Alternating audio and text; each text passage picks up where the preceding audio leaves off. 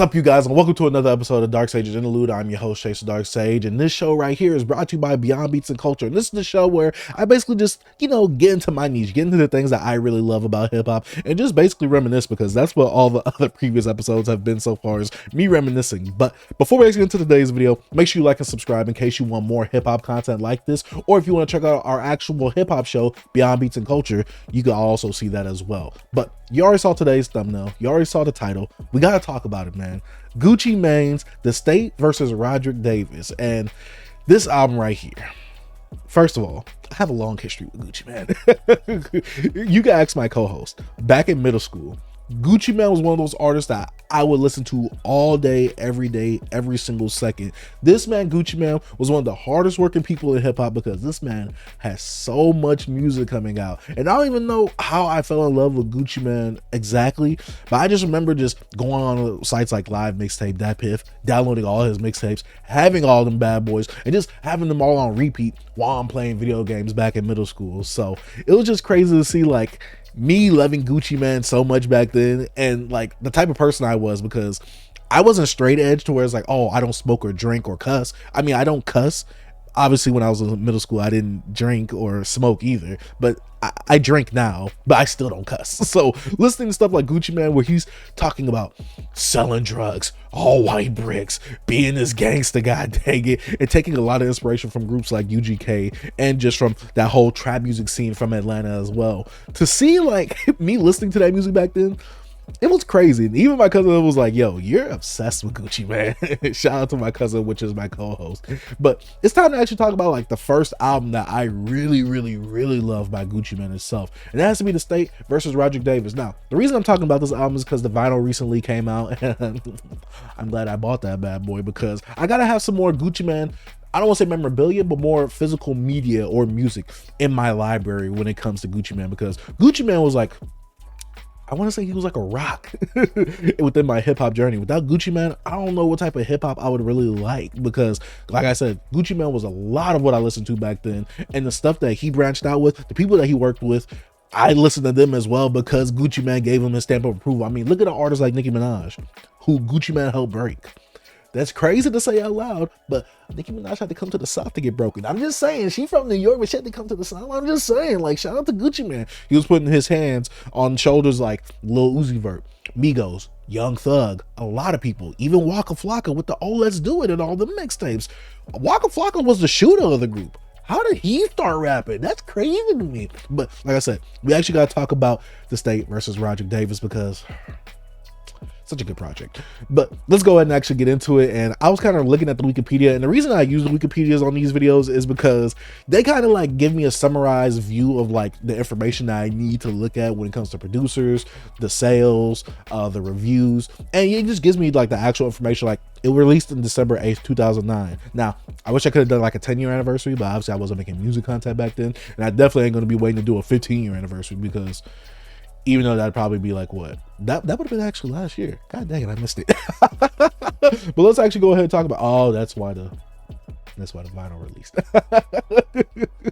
I just had a moment, guys. But let's go ahead and actually look at it. The singles from this album was Wasted, Spotlight, Lemonade, and Bingo. To be real with you, in terms of like what I've heard on the radio, the only singles I remember is Wasted and Lemonade. Now, Bingo, hard, because I just love that song, and Spotlight, also hard. We had to get the ATL Connect with him and Usher, baby. Yes, sir. But obviously the biggest song from here is Wasted, which I was looking at the chart positions earlier for like the songs like Wasted and Lemonade, and them ranking so low within hip-hop, obviously not within like the Billboard charts, obviously, but within hip-hop itself. I was surprised, but this could be a thing where it was played a lot in the South and maybe not a lot in other regions as well. I don't know. I can only tell you about my experience from the South itself. But let's actually go ahead and look at some of these reviews right here, because seems like people were mixed on this album. People don't know good music. That's all right. But shout out to my boy Rob Markman, because I saw that he actually had a review through XXL. So I was like, okay, I like what you're saying about my boy Rob. You get what I'm saying? So shout out to Rob. But let's actually go ahead and go over the track list. I'm not going to go over these deluxe edition tracks, because I re-listened to this album last night for this video, and Jesus, this album was like an hour and like 30 something minutes with the deluxe tracks.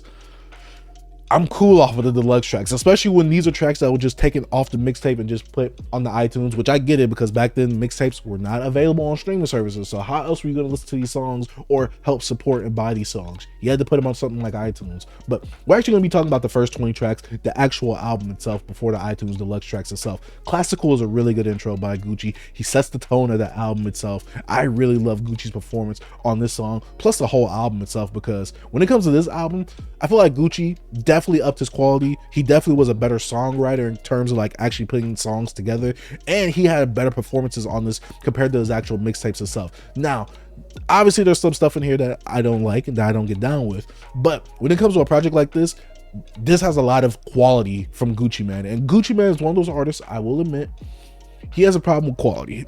He's quantity versus quality. He has put out so much music, so many body of works that it is insane. I can't even count them all. It's just crazy. But going into an intro like classical intro, and then we get into the first interlude with Mike Epps, which Mike Epps is hilarious. And you know, Gucci Mane is basically in jail sharing a cell with Mike Epps. But then we get the song Heavy. Real heavy, my chain heavy. I'm just gonna reminisce. I'm just gonna reminisce over this album, guys. I'm sorry. And this this track right here is produced by Shawty Red. Next track, Stupid Wild, with Lil Wayne and Cameron. Lil Wayne and Cameron's verses on here. I don't want to say it like this, Gucci, you didn't get washed. Well, they definitely had some better performances than you on this song right here. Then Bangladesh's production. Oh my gosh. Oh, the quality of the production on this album right here that producers gave to Gucci Mane. Jesus, this production is so good. Then the next track we got is All About the Money, which I love the music video for this. Him and Rick Ross, and oh my gosh, Rick Ross gave a phenomenal verse on this as well. The production by Drummer Boy. Oh, like I said, I'm gonna just glaze the album because this song right here is so good. Obviously, when it comes to these song titles right here, you're literally getting what the song is about. I'm gonna be real with you right now. And so getting a song All About the Money, and Rick Ross obviously being, you know, a drug dealer type rapper, then Gucci as well, and then kind of like trading bars within the third verse itself. Oh, the structuring, the hook game that Gucci has on this album, jeez, it was a monster. But then we get the sixth track on this project, produced by Bangladesh, and you guys should probably all know this if you're watching this. Lemonade. Lemons on the chain with the V-cuts. Come on. Classic. This is a classic track right here.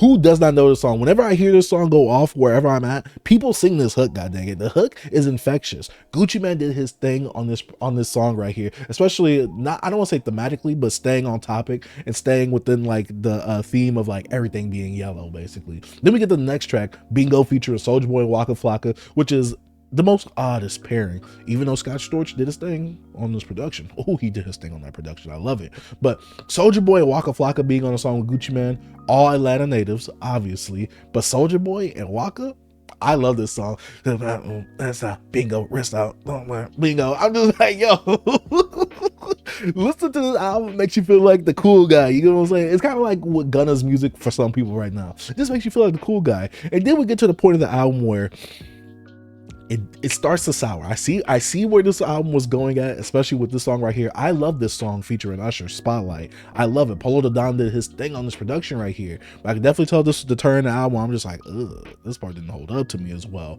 But we got the girly tracks starting to come out with Spotlight, which, like I said, I love because Usher gave a really good hook right here, and Gucci gave some really good verses as well. But then we get a song like I Think I'm in Love, Jason Caesar, very forgettable hook. Well, I mean, the hook is one of those hooks, like, it's very repetitive and it gets annoying, so you're gonna remember it, but I don't want to remember it. And Jason Caesar himself isn't like the greatest vocalist. This is produced by Zaytoven. Then we get another song, track 10, Bad Bad Bad featuring Keisha Cole. This song is super forgettable. Then we get another interlude, Toilet Bowl Shoddy with Mike Epps. And then we get, and see, this is why I wish the girly tracks would stop, but sadly they didn't. And then track 12, we have Sex and Crazy Places featuring Bobby V, Nicki Minaj, and Trina. And when it comes to some of these girly tracks, especially this one, this is the one that really takes the cake with this. This does not sound like a Gucci Mane song. Like, this sounds like a song that's meant for Bobby V, Nicki Minaj, and Trina. This sounds more like a Trina song than it does a Gucci Mane song, and maybe Trina gave it to him. I don't know, but I didn't like this. But thank God, this is where like this little stretch of like girl lovey songs, and I give credit to artists that want to put at least one girly song on their album. I get it. You got to put that for the ladies. But to have like all these, like 3 to 4 of them in a row back to back, I'm just like, Jesus, this stretch of the album is dragging for me. But then we get back to the trap rap and the stuff that I really love. And this is, to me, this stuff, these next 2 tracks right here, the movie and volume, definitely gave me more of that mixtape Gucci vibe right here, where it's not Gucci being as refined, but he still had really good album quality production from these producers of Jazzy Faye and Justice League. But then we got track 15 with that Manny Fresh production with OJ the Juice Man, because you gotta have the juice on there, baby. Oh, you gotta have the juice. Yes, sir. That song is hard. And then we get, obviously, the biggest single from this project on here, Wasted, featuring Plies. Fat Boy is a producer that I'm really not too familiar with, besides off of this album and his collaborations with some Atlanta artists. But besides that, Fat Boy isn't one of those producers where I'm just like, that production for Fat Boy, that was really getting me right there. But then we get some more Drummer Boy production. Drummer Boy, producer legend within the South. You get what I'm saying? Then we get track 17, which to me is one of my favorite tracks off this project. Kush Is My Cologne, featuring OGs in the game, Bun B, Devin the Dude, and E40. Come on. You already know what the track is about. Kush Is My Cologne. So obviously they mostly talking about smoking, but everyone gave a phenomenal verse on here, especially Gucci with the way he was flowing. Bun B as the intro. Even E40, someone who I do not enjoy rapping or hearing their voice, he even gave a good verse on this track as well. I could not talk how good this track is right here. Then we get track 18, the more introspective track, especially for a trap album right here, Worst Enemy, which is obviously Gucci Mane kind of detailing the way he got to fame, name dropping Jeezy and T.I. and things like that. And then we get the 19th track, which is the second to last track, the last interlude, with Gucci finally coming out of jail, and Mike Epps like, hey, yo, don't forget about me, like put some money on my books, like, yo, you gonna give me this, you gonna send me some money like this. Mike Epps is hilarious, but I feel like Mike Epps wasn't fully utilized in this album the way he could have been. I wish that the actual interludes themselves were kind of like changed up a bit in the sequencing, because when it comes to the middle part where it has the second interlude and it's in between the girly songs, like you could have put that like after the girly songs. I don't know. I really wish it would have like kind of like introed into the girly songs, or kind of like outroed out of the girly songs. I don't know. But then we get the last track of the album itself, Wasted remix with Lil Wayne, Jadakiss, and Birdman.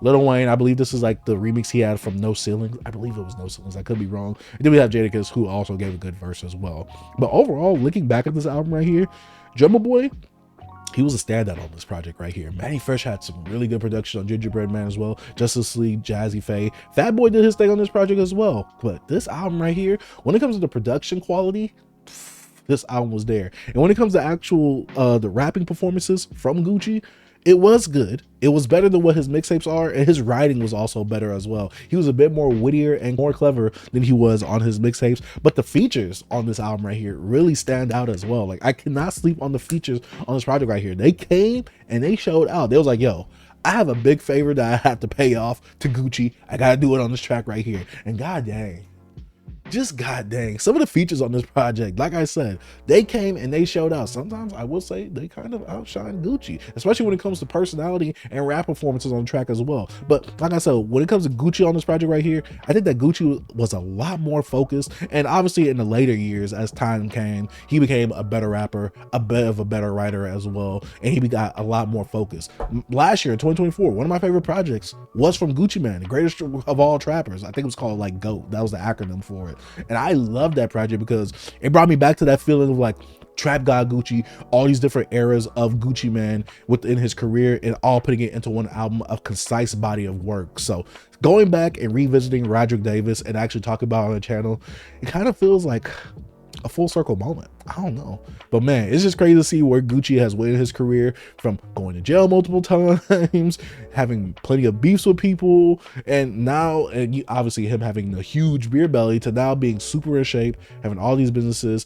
Back then he had 1017 Brick Squad. Now he kind of disbanded it. It doesn't want to do that anymore. So it's kind of crazy to see like where Gucci Mane has went in his career and where he's at now, and like how he overcame a lot of the odds. Because back then when Gucci was rapping, I still believe that he was doing some of the stuff that he was rapping about. I'm not gonna snitch or say anything like that. So allegedly, but god dang it, some of the stuff he was rapping about, I'm like, Gucci, are you still dibbling and dabbling in that life? I don't know, Gucci. You need to be safe out there. I need some more music from you. But yeah, Gucci, one of my favorite artists of all time. And I'm glad to say that I could finally talk about this album on the channel right here, because I know goddamn well my co-host would never want to talk about this album with me. He would probably crap and dog on this album itself. But yeah, this isn't the best like trap album ever. I'm never gonna claim that. But this was one of those projects that I listened to a lot back in middle and high school and stuff.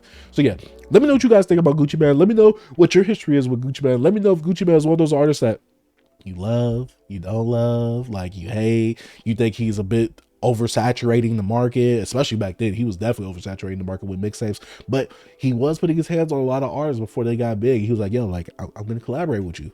Future, Young Scooter. I'm just saying, Gucci Mane had his hands in a lot of pots, and guess what? That boy was cooking with them hands in there. But yeah, let me know what you guys think about Gucci Mane. Let me know if you guys have listened to this album, what you guys think about this album. I thought this album was really solid. To me, I give this album like a 4 out of 5. Like I said, them girly tracks is the ones that I'm just like, ugh, those things don't hold up to me. But I didn't even like them back in middle school. So yeah, throw them girl tracks out the way. You could have gave me one. Spotlight is a good song, so you could have gave me one other one. Besides that, I didn't need the 2 others. But overall, I think this is a solid body of work. And with the actual deluxe tracks, you can listen to them, but they're just tracks that are like super popular for Gucci Mane. That was off of his previous mixtapes before this project right here. But that has been another episode of Dark Sage's Interlude. Let me know what you thought about this episode down in the comment section down below. And make sure you like and subscribe to the button before we head out. But yeah, my name is Chase the Dark Sage, and this has been another Interlude. Peace.